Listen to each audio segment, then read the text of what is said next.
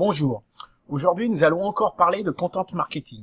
En fait, plus précisément, nous allons parler de la règle des 3 P, une règle incontournable si l'on veut réussir son blogging. Alors pourquoi règle des 3 P?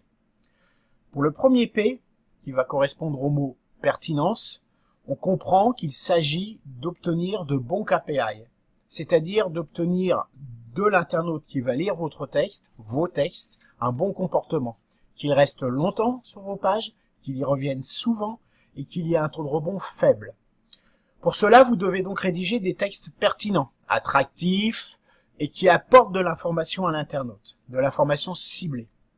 Ça sous-entend que vous ne pourrez pas bloguer dans un domaine que vous ne connaissez pas sur le bout des doigts. Effectivement, si vous voulez écrire un contenu pertinent pour des gens qui sont a priori des passionnés du domaine auquel vous vous intéressez, vous avez plutôt intérêt vous-même à être relativement expert. Le deuxième P de cette fameuse règle des 3 P, c'est la persistance. Alors la persistance, ça veut dire la fréquence de publication des articles. Il faut durer sur un blog. Si vous faites un blog et que vous publiez 3 articles et que vous arrêtez, ça ne servira à rien. Je le dis dans une autre vidéo, on considère qu'un bon blog possède au moins 100 à 150 articles avec 100 à 150 liens référents.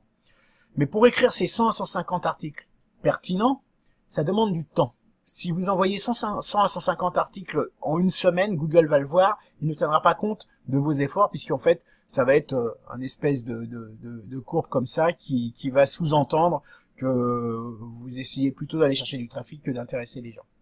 Bref, donc, un contenu pertinent qui est publié avec persistance. Et là, on va tout de suite comprendre à quoi sert le troisième P de la fameuse règle des 3 P, c'est la passion.